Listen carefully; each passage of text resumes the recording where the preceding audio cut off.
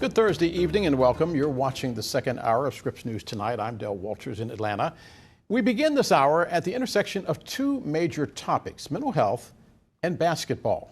There has been a major shift when it comes to mental health in pro sports, especially basketball. Stars opening up these days about caring for their bodies and their minds. It's been tough, a lot of learning, a lot of teaching. It's been, a process. Obviously I wouldn't say, I regret it, but I'm, not happy that it happened. But I'm also, grateful that, I had this opportunity to, like you said, reflect and do things that, I felt like was not only needed for me, but, for my family, as well, for us to, realize pretty much, what's all at stake. That's John Morant of the Memphis Grizzlies. What he was talking about was being suspended twice for being caught on camera flashing guns, also punching a 17-year-old in a pickup game. He just came back from a 25-game suspension. And now Green runs over Nurkic. That's Draymond Green of the Golden State Warriors punching an opponent. Says it was an accident, but you might not want to look for him anytime soon because he has been suspended indefinitely. A history of ejections and fighting and throwing punches, placing players in chokeholds. But here's the problem. As fans, we often celebrate the tough guys. Remember Bill Laimbeer and Dennis Rodman, part of the Detroit Pistons team nicknamed the Bad Boys? There is a fine line to walk between competition and cause for concern. Ivan Tchatchouwo is the CEO and co-founder of The Zone. His organization helps get athletes through their mental health struggles. And Ivan, you played all the way up to the college level. Thanks for joining us. He's joining us by phone. How much pressure is put on putting a ball into a hoop versus coping with the pressure of being a 20-year-old multimillionaire? Yeah, thank you for having me, Dale. I think the biggest thing is when you grow up playing the sport, it's fun, right? And then you get to a point where it turns into a business, but you're still at an age where you're growing up. And now you're growing up in the world's eyes. And you really don't know the pressures that come with that until you actually start to navigate things, right? A lot of us, specifically a lot of us in the community, we don't go and seek help, and that's not what we're educated on. So when things happen, we don't have the coping and the resiliency skills to really navigate it. So it goes from fun to like, oh, now I'm a $100 million media property to this specific team, and I have to act a certain way. But how do I balance this as a young 20-year-old and still live my life, but then, live the business aspects, and you really don't know how to navigate, right? So you got to have the right team around you. You got to have the right professionals around you to really take that steps. But, a lot of them are growing up in our eyes, and we get to watch it unfold.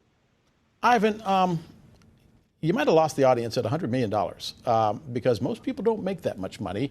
What do you say to people that are watching right now that say, you make $100 million, you put a basketball through a hoop, cry me a river? Yeah.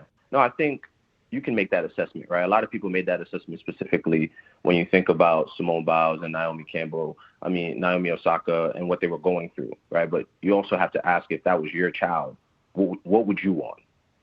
Just because you're labeled at the $100 million, you can get the help, but that's the entertainment dollars, right? You can go get the help. You can go take those necessary steps. You're still a human being, right? A lot of people imagine a law firm, right? A lawyer's making a lot of money, and now they have to be under the scrutiny and the eyes of everybody every time they go through a case, every time they have to deal with business practice, right? They don't have those pressures.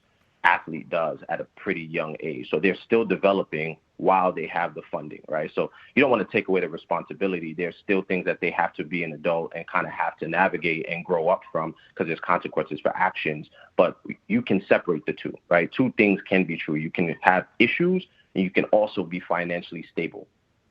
I used to teach on the college level at Bowie State University, and I would tell my students that there are roughly 500,000 kids playing high school basketball at any given time.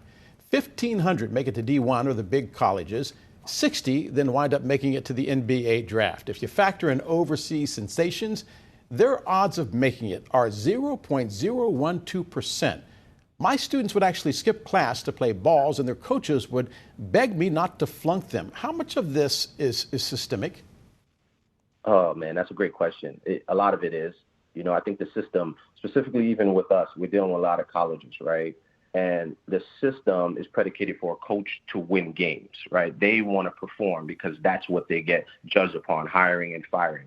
They do care about the kids as well, but their jobs are also on the line. So I think that we have to really look at the system and really make mental well-being just as part of physical well-being, a part of the system of college hoops, And the biggest thing is we're still very early in the days of not really having enough data to kind of predicate and predict when a kid is going through something or how it impacts performance. Once we start to get to those levels, you'll start to see it intertwined between sports. But I don't agree with missing school because at the end of the day, even after we play sports, the average athlete usually spends 3 years at their professional sports leagues, and then they have to go do something else, right? So you really have to be able to merge both worlds, and that's why mental well-being has a big space in college athletics and athletics as a whole. Ivan, you mentioned Simone Biles, and everybody recognizes her as being America's darling. But when you talk about somebody like Ja Morant or Draymond Green, what is the dividing line between a mental health issue and just a kid that's bad? I think we have to take a step back and look at the definitions, right? Number one, mental health, mental well-being, two different correlations, right? And then you also have mental illness, right? So mental well-being is just dealing with the day-to-day ruts and stresses. Then you have the mental illness aspect, and you think about schizophrenia and the extreme severity level of what people are actually navigating. So I think when you think about the cases that you just asked, Draymond and Ja Morant, Draymond was heralded for a lot of the things that he was doing for a long time.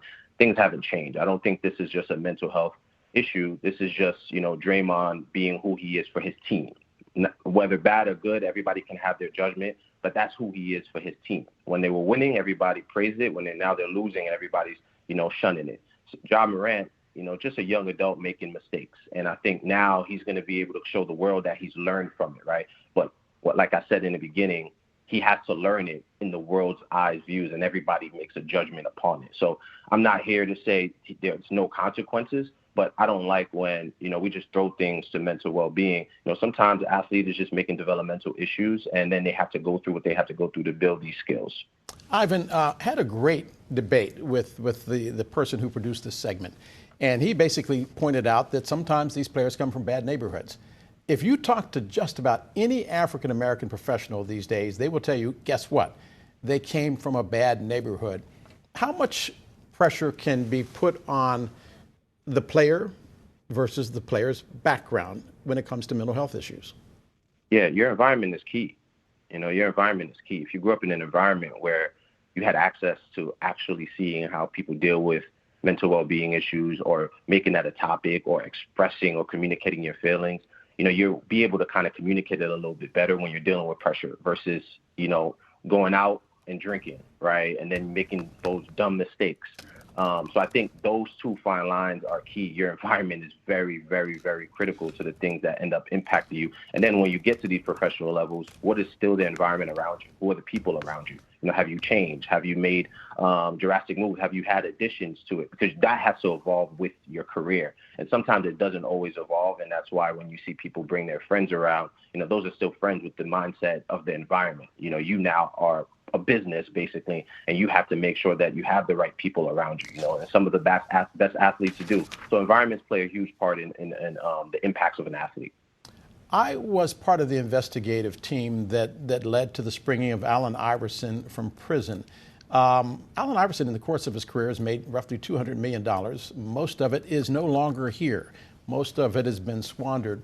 How much blame does the league place on themselves on this issue when it comes to the mental health of players?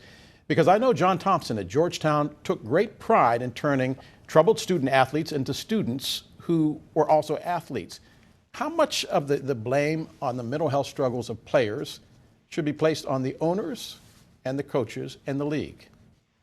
The biggest thing to kind of note there is the leagues, the information, the data, they do have a responsibility to provide care. And I'm starting to see a lot of leagues hire mental performance and mental well-being coaches upon their staff. So that's one.